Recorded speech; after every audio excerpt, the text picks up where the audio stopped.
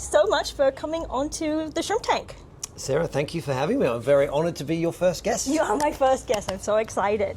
So I didn't know until I think it was the Logies or the Actor Awards where they were talking about you were on the Sullivans. And I was like, wait, you're like a full-blown proper actor as an adult.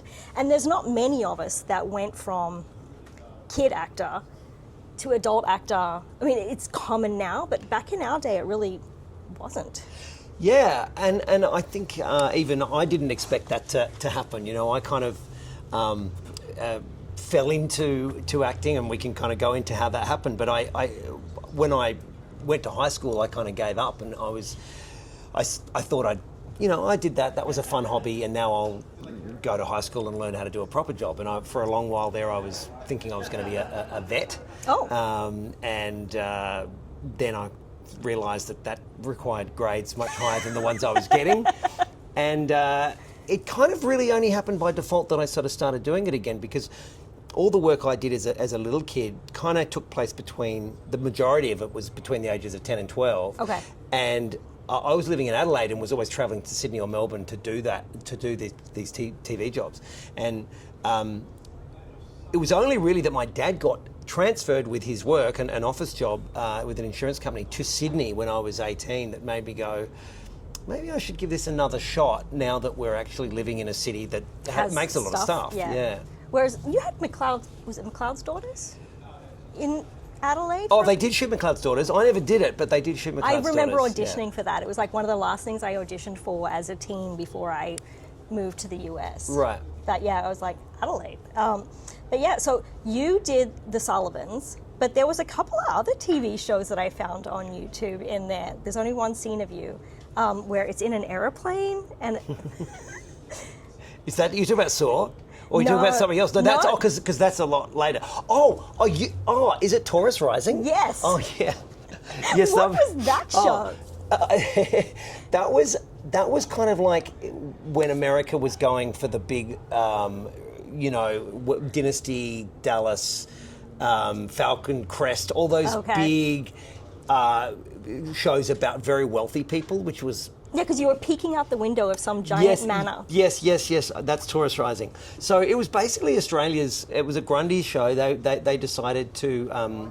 Reg Watson, who was the creator, he created a whole bunch of stuff back in the day. I think he created Neighbours, actually, but Sons and Daughters. He was the guy for Grundy's back in the day. And he, I think on the back of the success of Dynasty in Dallas, decided to try and do one of those in Australia. Was quite a bomb. Didn't work. The show was good. Like, the show was a good big budget. I mean, it was at the time the most expensive show anyone had ever made in Australia. It was all shot on film, and it was all these amazing locations. I mean, they hired small jets and everything for it. Yeah. Like, that's insane. Yeah, back then. there were Learjets and Rolls Royces, and I played this kid in this very wealthy family, so I was having a ball at 12. You know, every time I came into work, there'd be a new toy that I didn't own in my own life that I was allowed to play with on this show. It was great. That's pretty cool. And then did you do commercials and all of that? Yeah, so pretty much the way kind of things started for me was I was born in Adelaide, but my family moved to Alice Springs when I was little, and my dad got into doing radio commercials in Alice Springs for a while. And one day they had these ads that they needed a father and son, and he suggested me. So it was just kind of out of the blue. We recorded these ads. They turned out okay, and when my dad was getting a transfer back to Adelaide with his work, he wanted to work out... I think he basically saw potential in me as maybe having some acting talent, or he was just a biased dad, I don't know. But maybe a bit of both. Yeah, probably a bit of both. He decided to write a letter to Peter Weir, the film director, Peter Weir. I don't know how he got his details, but he wrote a letter to Peter Weir, who at that stage I guess had done Picnic at Hanging Rock and The Last Wave, but none of the big Hollywood stuff yet. And he said, I believe my son could be an actor. He's 7 years old. And Peter Weir wrote back, and I still have the letter. That's insane. And he says you should go and see Anne Peters in Adelaide if you're moving to Adelaide, because she was the only agent that existed in Adelaide at the time. So when we moved back to Adelaide, I had a meeting with her. she signed me up without, it wasn't that difficult at the time, I guess because I was 7 and it was Adelaide, there was probably not a lot of competition, you know. And then I did start doing a lot of ads. That was kind of my first sort of foray into acting as a kid. And it wasn't until a couple of years into it that the Sullivans came about. Okay, so I had the similar start because my dad was a fashion designer. Right. And so I started modeling for his company Wow. because he did kids' clothes. And then they were like, oh, you know, she's so cute, she should get an agent. And then I started with the TV commercials. And then that's how I ended up. I did Hey Dad. Well, we did like the pilot, and then I did Sons and Daughters, and then back to Hey Dad. Oh, is that right? Yeah, so it was like... How long were you on Sons and Daughters? only for like a few episodes. Right. It was like, I think 6 weeks of filming. But it wasn't that many episodes, but you know how it's like sporadically. And that was such a different experience because it was so much outdoor, whereas Hey Dad was all in a studio. Right. So it was nice to have the two experiences. Yeah, wow. Yeah, I think you probably, do you remember what year you started on Hey Dad? So I auditioned in like 86. Right. Because it was before that, it would have been 85 because we filmed the first series. And then Dad died at the end of the first series, but he never saw it go to air. Oh, but he was alive for the first bit, so and he died in 86, so it would have been then. Okay, right. Oh, I'm sorry to hear that. Yeah, well, so that was kind of, by that point, I was well and truly, I wasn't really acting anymore. You know, I'd kind of given it up. Did you enjoy it? I only have fond memories. Okay. I was very lucky.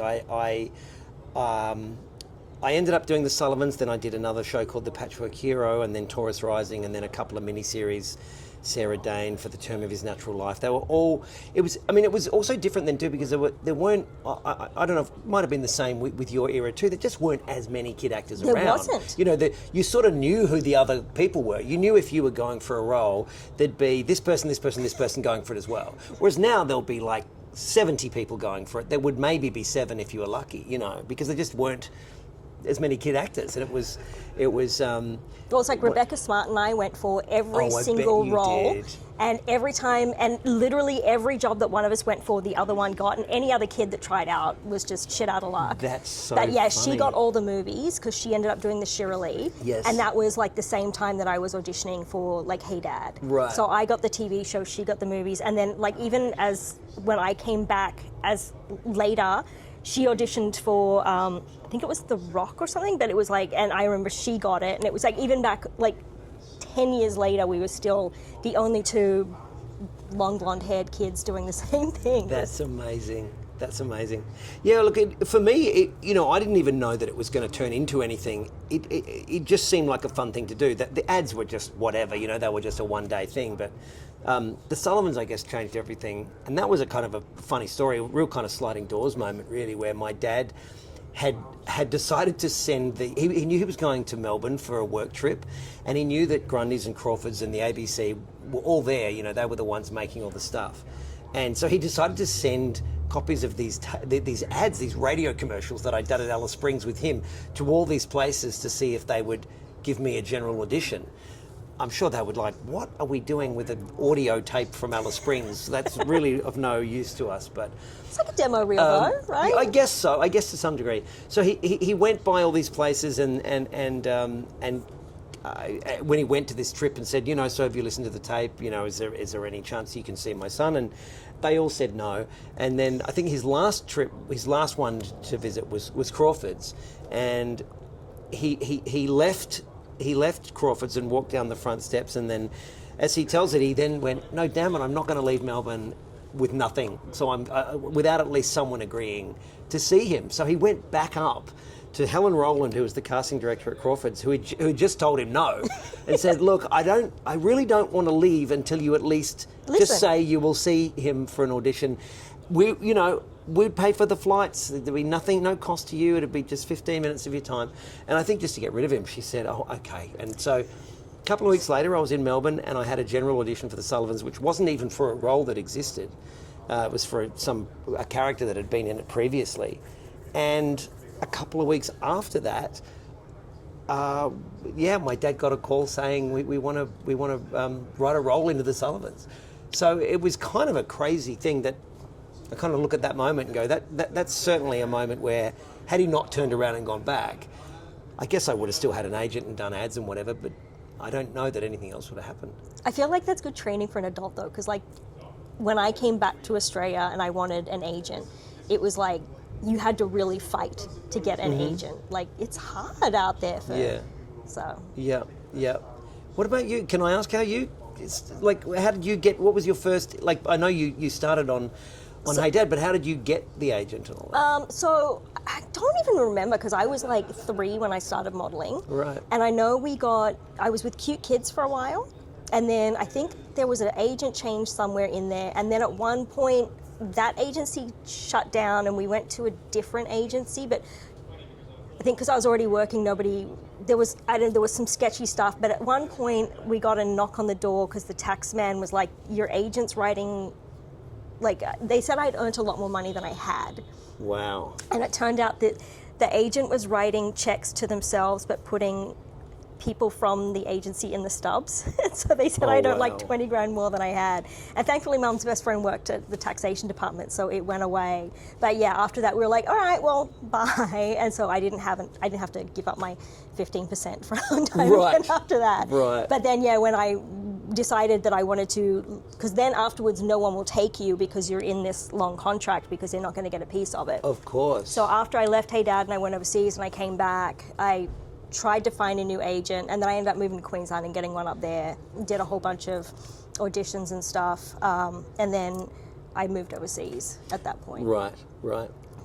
Yeah, it was an interesting time for me because I when I was doing all these jobs, they were always in Sydney or Melbourne, but I always went back to Adelaide, so I never did a long run on anything. I mean, I think the longest was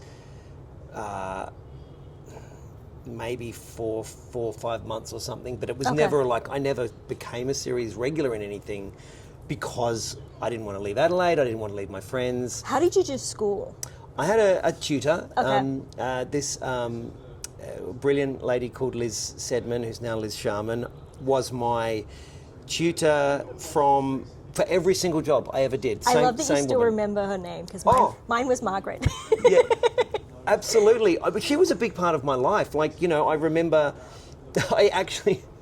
they said when I joined the Sullivans, we're going to get you an on-set tutor, and I remember that you had to do, what was it? I think it was you had to do. Oh, I can't remember now. Actually, it was. I think you either did like 8 hours of tutoring or 4 of tutoring and 4 of acting or something like that. I'm sure the laws have changed completely. But they said, we're going to get you a tutor. Do you want a man or a woman? And I said, woman. They said, someone old or someone young? And I said, young. And so they got this young woman. A choice. Yes, I know. It was incredible that they gave me the choice. And I got this brilliant woman called Liz who I became, like, she was kind of like a pseudo mum for me in a way. I would stay at her house, and she had this dog that I fell in love with, and I knew her partner, and that was on the first time I did the Sullivans, and I actually ended up doing the Sullivans again a year later for another 4 months. But every single job I did as a kid, and there must have been about, I guess, 8 in that 3 years or something. I said I only want Liz because I just loved her so much. And then she went on to do Kylie Flinker on Neighbours, who was the little girl on the original Neighbours, and she ended up doing it for a bit longer, and we're still in touch, still Facebook friends. Nice. But yeah, no, I obviously, there are so many varying stories of child actors and the experiences they have, and obviously you can speak to that.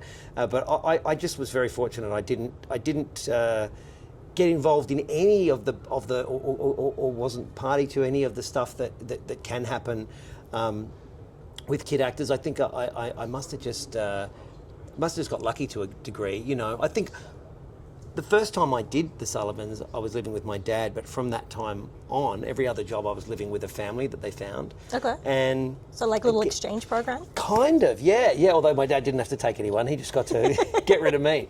But yeah, they would find, a family that I guess the company paid to look after a kid, and they were always a family that had other kids.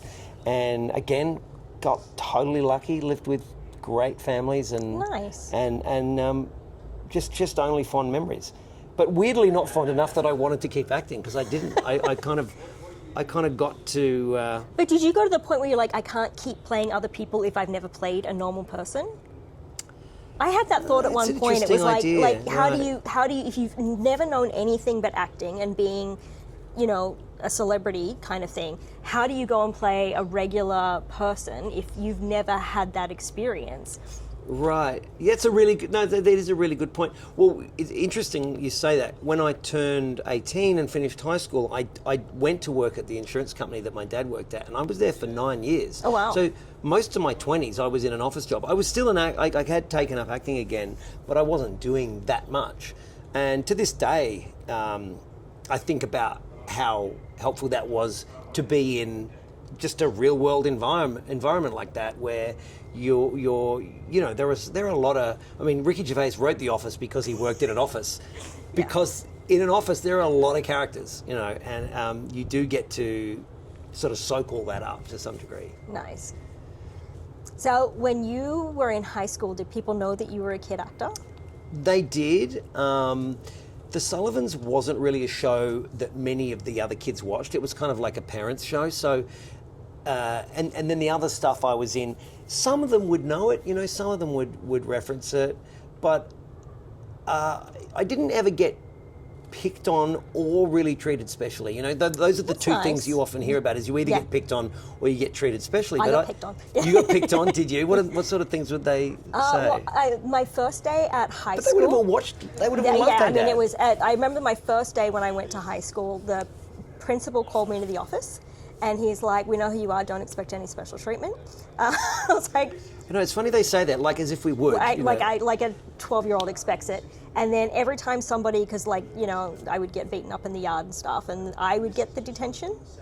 And I was like, I'm sorry, what? They were like, well, you swore back. And I'm like, yeah, she tried to break my arms. Like, hello. Wow. And so then I switched to private school, and I didn't have any more problems. Right, right. Were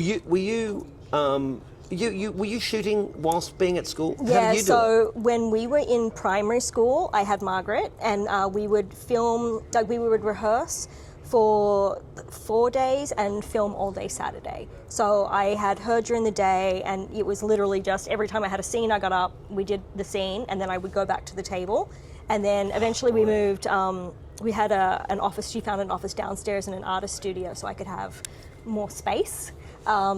And they had an intercom system, and they're like, Sarah's up, and I would run up the stairs and come up. And then we moved from Balmain to Woolloomooloo, and then but by that time I was in high school, and they didn't want to pay 3 tutors, because I would have had to have 3 tutors. So they switched the hours. So we went from, because we used to rehearse during the day, and then so I would leave school at 3, get straight in a car, go to work, and then we would rehearse for 3 hours, and then I would go home and try and do homework. It must have been exhausting. It was so much. Yeah, it was so much. That is...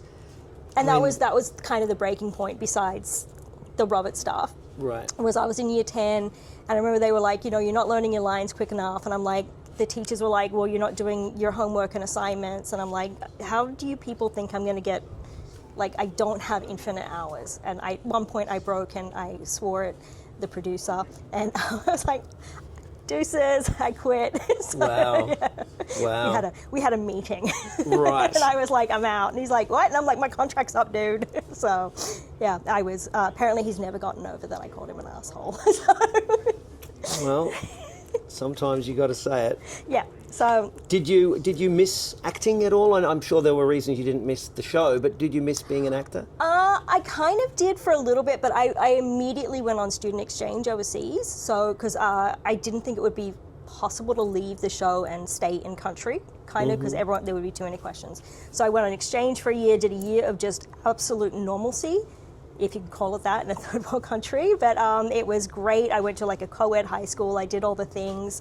I like just was a completely, I could date. I could do all of the things, because like in Australia that wasn't really a thing. Yep. And then, so I did all that. I came back. I kind of looked at acting because that's what I knew, and I needed to pay bills. But I had kind of lost the joy at that point, because I was also at that 17 years old where I would go to auditions and people were a bit lecherous. Right. And I was like, okay, I'm out. And so I I just was like, I don't want to do any part of this. And I left it for a long time. And then when I moved to the US, before my husband and I got married, they were like, we don't want to get married just for the green card. And so people were like, if you can get the O visa, you could, get a green card that way. Yep. So I did get an agent in Texas, and she actually had all the students go to LA and do like a showcase with all the agents. And every one of them was like, we would sign you on the spot if you had a green card. And I'm like, no, but I'm here to get the green card. They're like, no, it doesn't work that way. And I was like, bugger. And I did like a couple of indie projects in Texas, and I was like, no, this isn't it. And so like, don't do school films or like indie things where people don't even bring water. And so I was like, I'm out, and I stopped for a long time. And then at some point I was like, I really want to make my own thing. And so I was going to do like the travel series, and I ended up going to Travel Channel Academy and like doing all that. And I wanted to produce.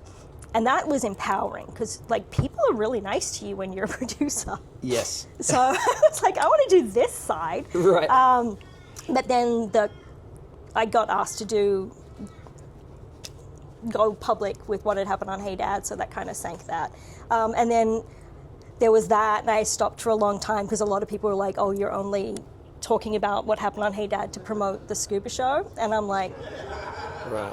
I was like, well, I'll just nix it, because it's not a thing, and it doesn't, and I don't want anybody to think that there's any reason that like it's not real. And so I just gave it up. And then like a couple years ago, I just was like, I used to really enjoy that. Like, apart from that, I loved being on set. Yeah. Like, there is that thing of like, especially when you're a kid and there's like all these people and they are fun. And like every time I go to an industry event, because one of my friends would always, every time I was in Australia, he would take me somewhere. Right. And I'm like, I remember all these people, and it's like family, because you know everyone, and like these are my people. And so now I have that. And sometimes you just watch a movie and you're like, dude, that looks like so much fun. Yeah, I just want to be part of that. Like. No, I know, it's true. It's when it's at its best. There aren't too many better jobs, I think, because you're kind of getting to play around with fun people. It's like that's at its best. That's what it feels like. You kind of go, wow, how am I getting paid to do this? Like that would be like a Quentin Tarantino set, right? Like where he's just like, because we love movies. Yes, exactly. That's what he would say. Like. You do 2 or 3 takes of something, you go, okay, we got it, but let's do another one because we love making movies. And you're like, damn, yeah, we do. I had a roommate right as I met my husband, and he was in the industry, but he worked behind the scenes, but he had Rebel Without a Crew, which is Robert Rodriguez's book about how he made mariachi. And turns out my husband went to high school with his sister. And so I was like, marry this guy. I'll work out the connection. That's funny. Because they were in Austin and we were in San Antonio. But yeah, I was always like, how do I get into a Robert Rodriguez film? Because like, to me, he is like the epitome of just like, because he did literally everything, like every single thing. And I'm like, that's cool. Like, right. Because I don't just like the acting part. I still think, like every child actor at some point, it's like, when I grow up, I want to be like a director or a producer or something behind the scenes. Or like some of them went off to become like entertainment lawyers and stuff like that, which I think is kind of neat too. Yeah.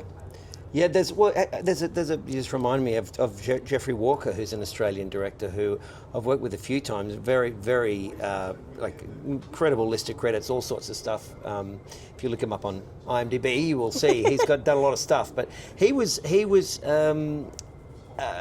famous child actor who went on to be a director and never acts. And the show was, and I know people watching or listening, and a lot of them will know it because it was a well-known one, but it was a kids, I can't remember the name of it. It was a kids show. You probably watched it. It's probably your era, actually. Was it Secret Valley? No, but it's like that. It's like that. I feel like it's one person's name or something. Oh, boy. Anyway. We'll look it up later. We'll look it up later. We'll do the thing up. Yeah. But he's gone, he like, it's interesting you say that kid actors want to go on to actually make the stuff themselves, because I definitely ended up doing a bit of that. Like, I still like writing scripts. So I've made shorts. I haven't made anything full length, and I've directed a couple of shorts. Because I just watched Saw. Right. So was that based on an interaction you had on a plane?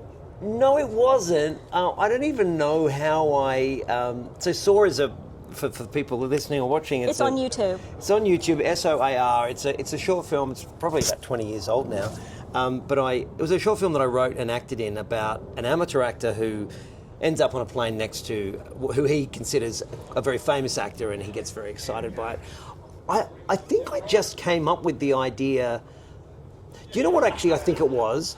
Is that, like, you know, from all appearances it looks like a really kind of annoying amateur guy that's there, and the comedy of, you know, that can be had by putting him next to kind of a stuck-up, snooty kind of professional. But I think what it was partly for me is, even though the comedic character in the short is the one that I'm playing, who's kind of very annoying and over the top, I was kind of doing it to have a go at the snooty, you know, wanky professional guy, because at that point that I made that, I guess I was... There was a lot of them back then.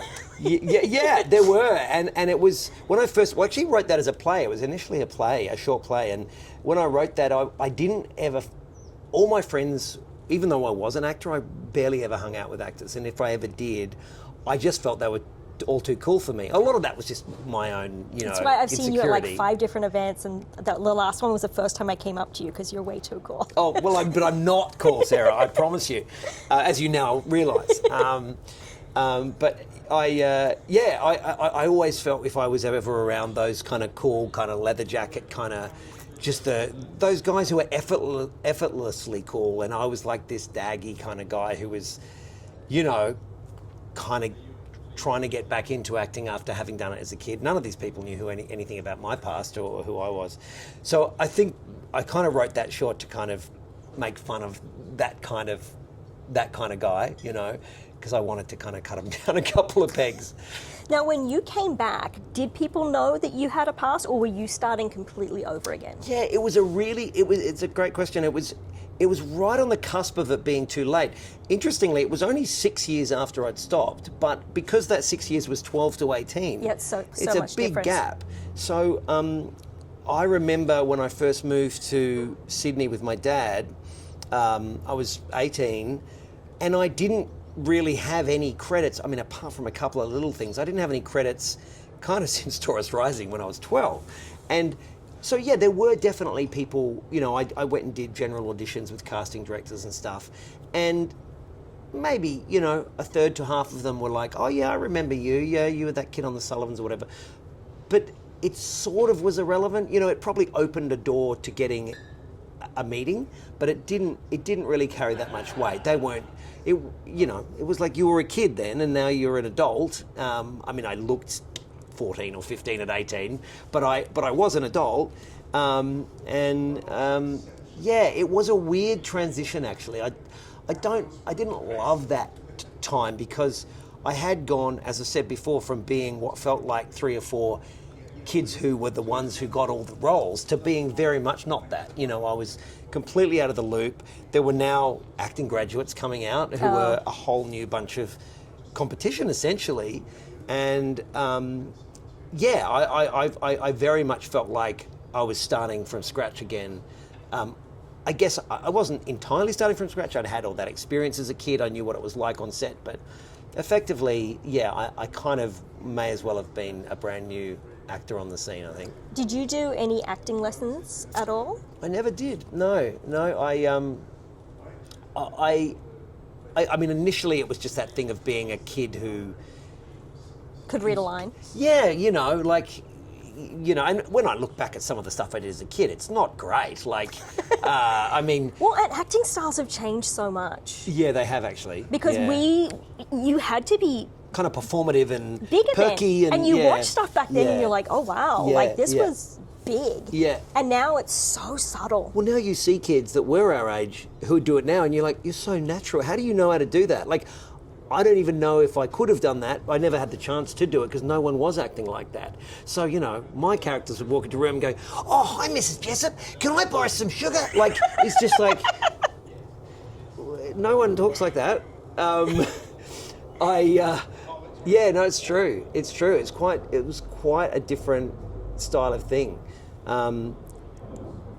Yeah, sorry, I forgot what your question was. No, like the acting, because when I was on Hey Dad, someone had asked had I had lessons, and I said, Oh, the lessons, you're right. Yeah, and they were like, do not have lessons. And you never did either? No, because they were like, you're good, and we don't want to fuck it up. Because Gary, the producer, didn't like people who had, especially, he ended up hiring a NIDA graduate, but he'd always said he would never hire anyone who had acting classes because they were very big, and he was looking for that subtlety. Interesting. Even back then. But right. yeah, so I never did. And then this time when I came back, I literally took my first class on anything, but it was a self-tape class. Because everything's self-tape now. Yes. And we were in the room back then, and I was like, how do you do this? Yeah, yeah. No, I, you know, especially when I was a kid, no one really mentioned lessons so much because I was working and sort of like, you know, they're like, you're just doing kid acting stuff and that's fine. When I was older, the question about, are you going to audition for NIDA? Are you going to do a course of some kind came up. And the only reason I never really considered it was I just didn't want to lose 3 years of work opportunities, you know. Well, and you pay so much to go to NIDA, and if you don't end up acting, it's like, now what? Right. And at the point, you know, when I came to Sydney, it did start slowly, but I did eventually get some jobs. There was a film called The Big Steal, which I was so excited to get because I'd never done an actual movie before, and with a very young Ben Mendelsohn and Claudia Carvin, which was a great experience. It was so much fun. Ben's incredible. And, you know, so I would get these opportunities and think, well, if I'd been at NIDA, for example, I wouldn't have been able to do that. So I just didn't want to miss out on those chances. Yeah. I am glad I did the self-tape class, just because it had been so long since I'd acted, and it was with Dave Newman, who's the loveliest person, and he gave me a little bit of my confidence back, because I'm like, has it been so long that I don't know how to act anymore? Yeah, how was it? Did you feel, was it like riding a bike, or did you have to work on that at all? No, the acting was easy for me. It's the accent. Because I've done some tapes, and like sometimes they don't say if it's Australian or American, and here you never know because there's so much American stuff. Mm-hmm. And I did one, and they were like, it just said natural accent, and they actually sent me the whole first script. So, and everyone in there had random weird accents, so I did my normal accent, and the feedback was, can Sarah still speak Australian? Oh, that's so funny. How long ago was this? Like 3 weeks ago.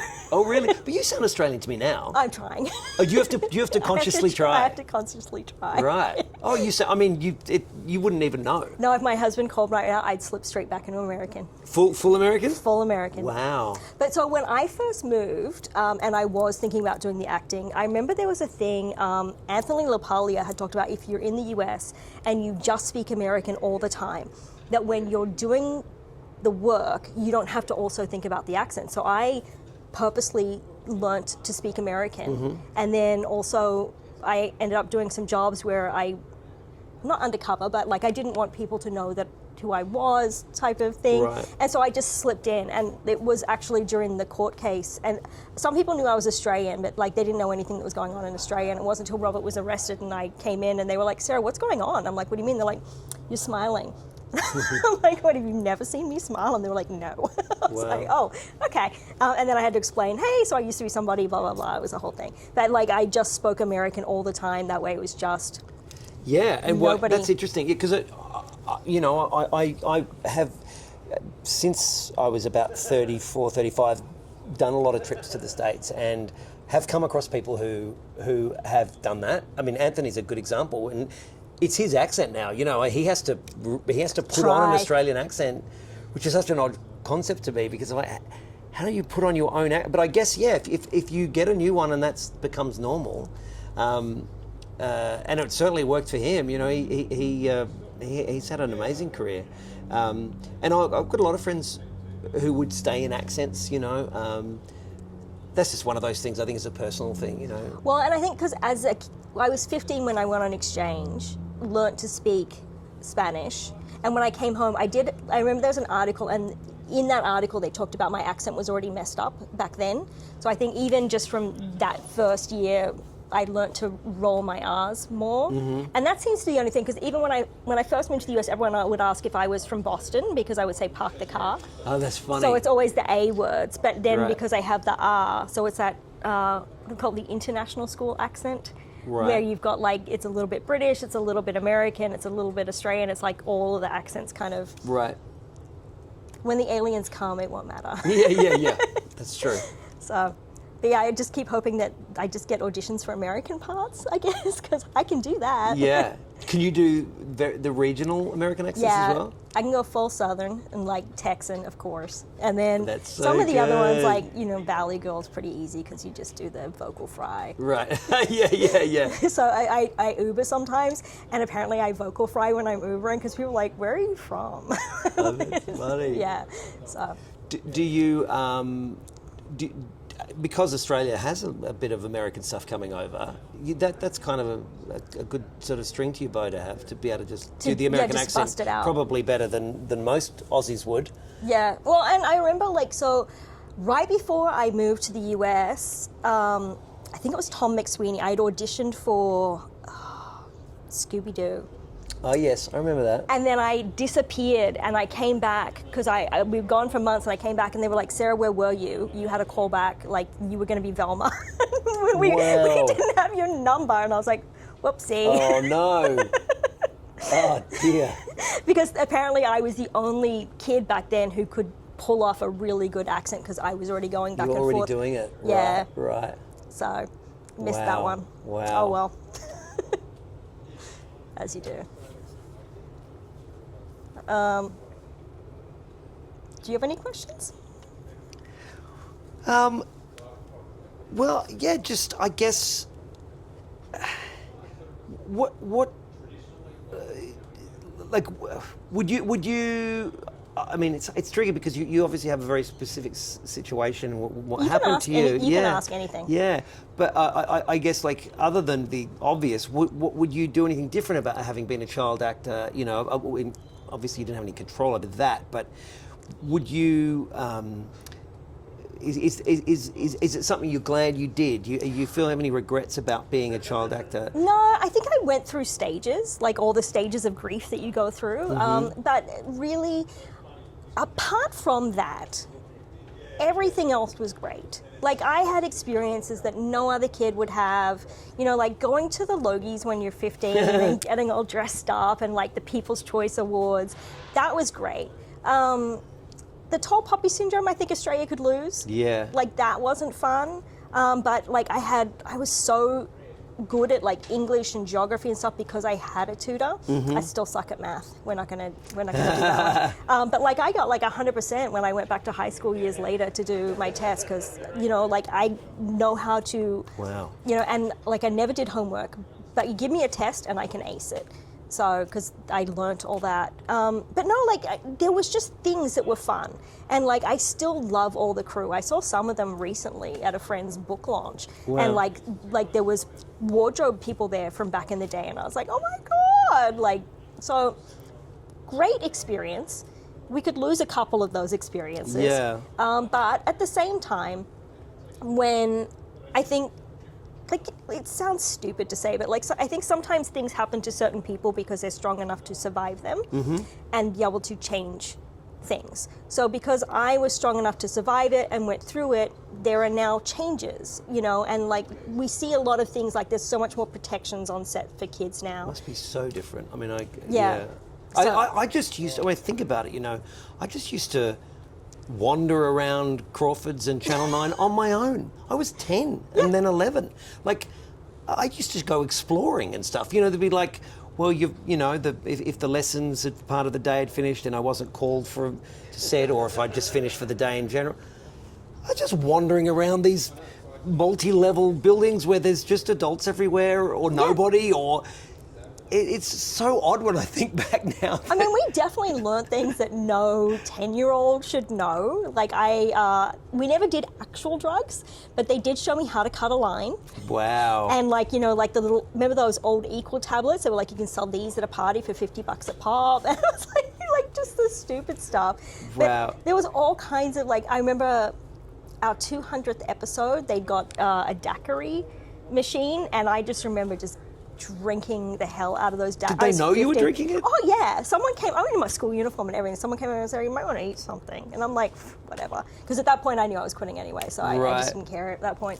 But yeah, it was like, and I never, like, until all of the stuff came out, I think I was the most boring former child star because I'd like never been to rehab, hadn't ever like been an alcoholic, never had a food eating disorder. Like there was that, and then everything else was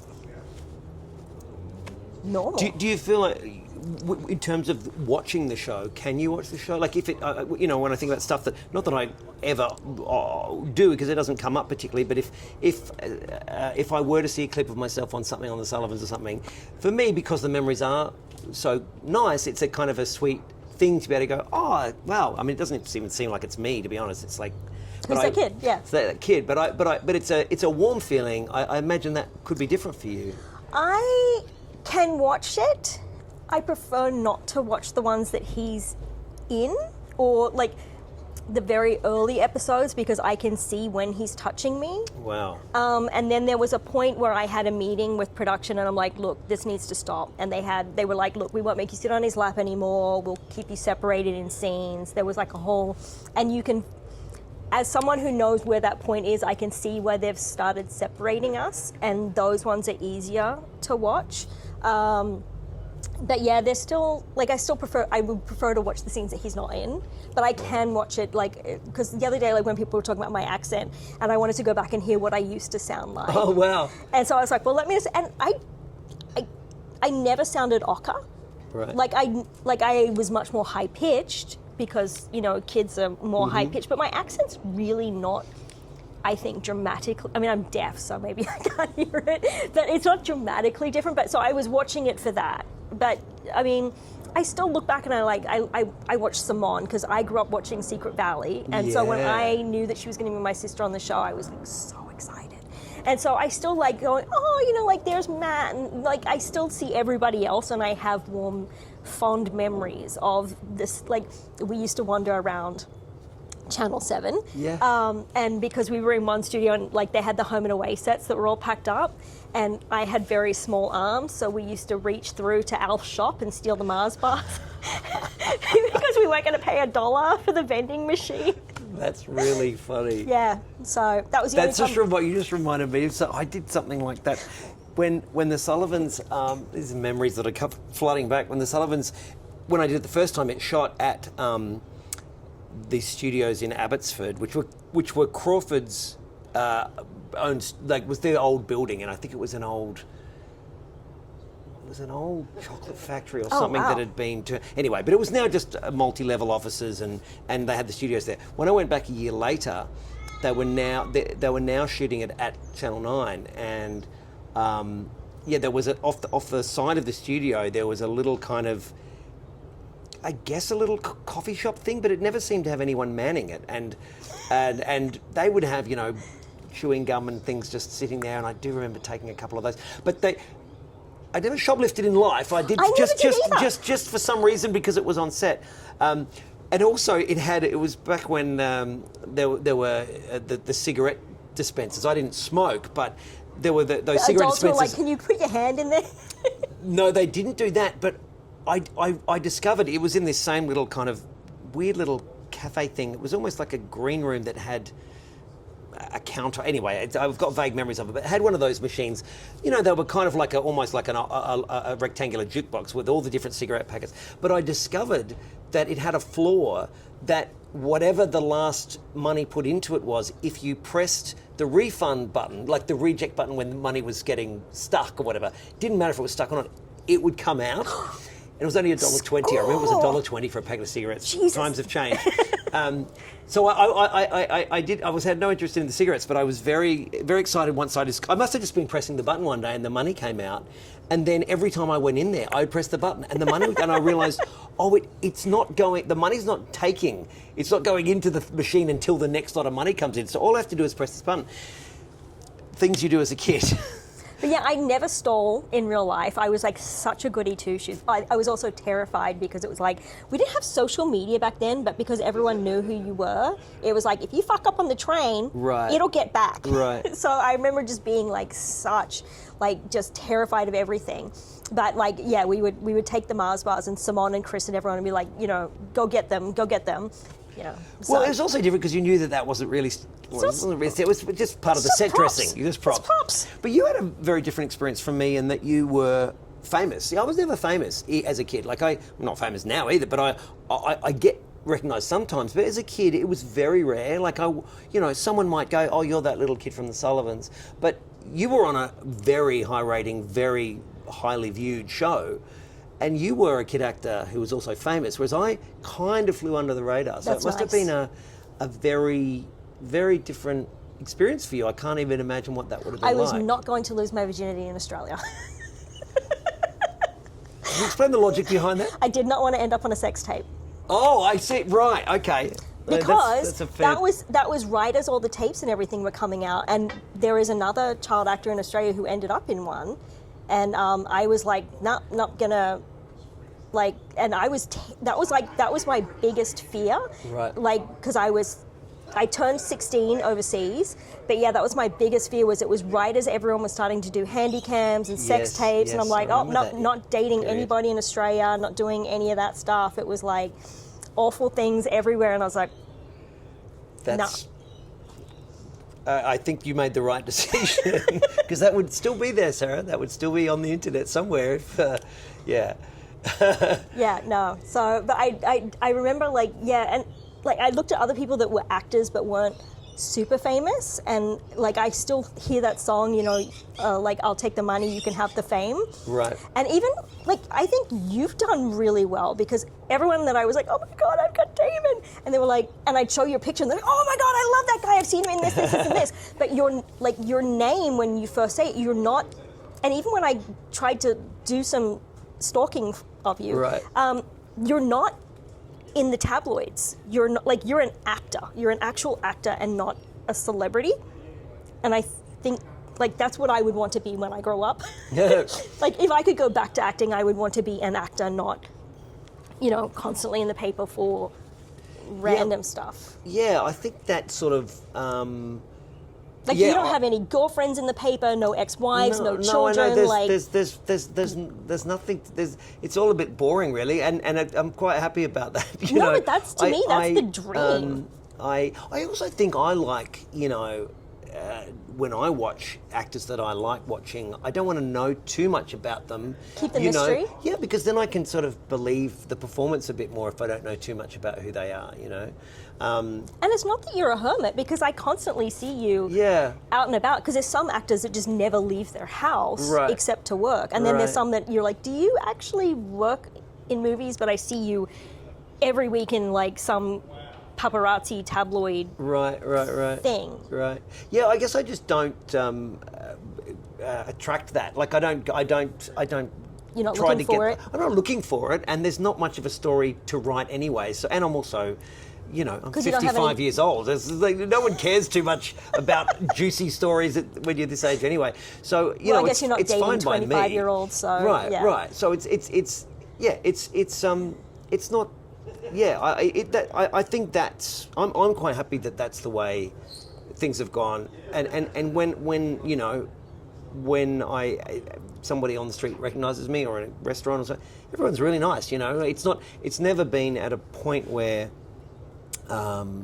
it's been bothersome, and I'm sure it clearly must get to that point at some level of fame where you can't go out without being stared at or everybody wanting a photo or whatever. That would be tricky, but I quite like this sort of level you have where the perfect balance. Where there's still work, and it's work that I really like to do, and you can still turn up to a red carpet. Right, yeah. I'm not, as you say, I'm not a hermit at all. But it's kind of the balance that I'm glad it's worked out that way. Yeah, that's exactly, if I was to go back, that's what I would want, is to be able to work and do the work, show up to parties where my friends were and have fun, because I want it to be fun. I don't want it to just be because this is what I do. I want to enjoy it and have all of the fun things, but I don't want to be well, you can't walk down the street. Because to me that, why have all the money and the fame if you can't go anywhere and leave your hotel room? To me that just seems not fun. Yeah, completely agree. So what's next? Well, I just started yesterday, actually, on a new film shooting in Queensland. It's an American film called Subversion. It's an Amazon film starring Chris Hemsworth and Lily James. So it's a really fun action movie set on the ocean. There's a submarine. It's actually a great. It's going to be. Do you have to do underwater stuff? I don't. I have to do a lot of stuff on one of those blow up big kind of boats chasing. I don't know. That's not the official name. They've called something else. But, you know those boats, Sarah. The inflatables, yeah, the ribs, the rib boats. Yeah. How do you know that? I lived on a yacht. Oh, those boats. So yeah, there's a bit of stuff on the ocean. It'll be fun, you know. But it's not going to be like James Cameron where you're underwater, like getting wet for 15 hours a day. No. There's a bit of that for Chris's character and Lily James' character, but no, I stay mostly dry. Nice. So there's a film called The Fox that I did earlier in the year that's coming out early next year in 2026, and then I'm doing a play called Art, which I'm super excited about, with Richard Roxburgh and Ryan Corr, who are both wonderful actors and friends, and we're doing that in Sydney and Melbourne and Adelaide and Brisbane. So I'm going to travel around a bit. Still going back and doing regular theatre? Well, I haven't done a play in 10 years, so wow. Yeah, certainly haven't been doing it regularly. I did it a little more regularly in the past, but I am kind of excited and a bit scared. Like it's kind of terrifying. You can't fuck up your lines on stage. You can't, and that is frightening. See, I'm getting butterflies thinking about it right now. Oh, you're going to be great. But it's a really good play, and it's a great role, and it'll be fun. And my family's all in Adelaide, so they'll get to come and see it, which is great. Nice. I guess even if you do fuck up your lines, it's fine because the audience is low. Because we did Hey Dad in front of a live audience. Oh, of course, yeah, that would have been terrifying. Was it terrifying? No, I didn't know any better. Right, but it's literally so bright coming at you, and you've got all the cameras, and you know the audience is back there, but it's this weird mix of on stage and like it's like theatre, but then they were like, don't act like you're on stage because you're too big because you're on camera. But I just remember like you'd be so terrified at the beginning of the night to like stuff up a line, and then someone would inevitably do it, and then the audience just went crazy and loved it. So you're like, oh, it's fine. Would you do the show more than once for one episode, or? Yeah, so we would do the dress rehearsal all day, and then we recorded one episode in front of 200 people. They filed them out, brought the next audience in, did it again, and then they would use bits and pieces from whatever. That's clever. Yeah, so, but like, then I went to like Home and Away, and there's no audience, and like I was like, oh, no applause. Yeah. What am I, chopped liver here? Did I do a good job? How do I know? Right. It's kind of weird. So, but yeah, I think that theatre would be interesting, but I could never do. I love watching musicals, but I can't sing to save my life. So that seems to be a lot more of that in Sydney. Right. So that's a whole genre that I can't do. Yes, no, I'm with you there. Yeah. So I figured I'd just start my own podcast. Hey, why not? And it's a great idea, and I'm stoked to be your first guest. This is very cool. Well, thank you so much. I'm not going to keep you all night. Thank you, Sarah. It's nice to it's.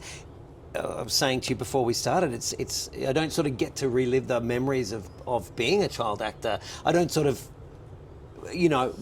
I guess I've stopped thinking of I used to, in my 20s, I was like, I'm a child actor, even though I'm 30 now, I'm a child actor, because that was such a big part of my life. And now I'm just like an actor, and I have to be kind of reminded, no, it actually all started as a kid, and I... So nobody ever showed you Dickie Roberts and made fun that you're like weird like that? What is Dickie Roberts? Don't you remember Dickie Roberts, the former child star? It's the movie with Spade. Oh, David Spade. I do know the one. I've never seen that. Oh my God! All of my friends are in that because they all do the sing along at the end. Oh, he gets real child stars? Yeah, all the real child stars are in this movie, and they all sing along. But it's the whole thing about like he was a former child star that's trying to become an adult actor. And my husband watched it, and he's like, you're weird like that. That's funny. I'm like, I don't wear gloves because he doesn't want to touch hands. It's like Right. the weirdest thing. Right. Okay. I've got some homework to do. Yeah, no, it's the funniest movie. But I always want to. I thought about making everyone T-shirts that comes on here with like former child star on it. Right. That's funny.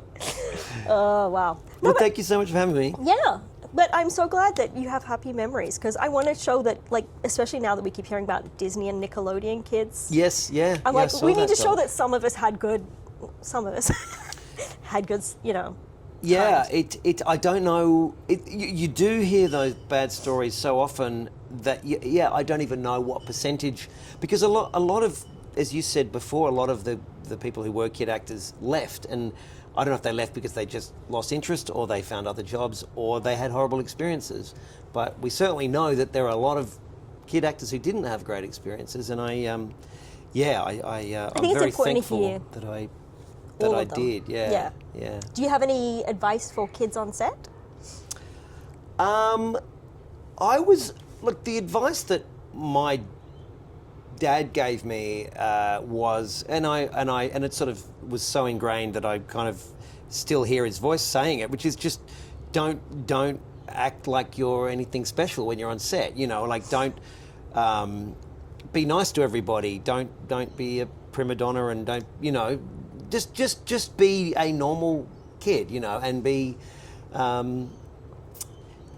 Don't be a brat is kind of what he said. I got don't be a brat. Yeah, you know, don't be precocious. That was the word. I was like, what does that even mean?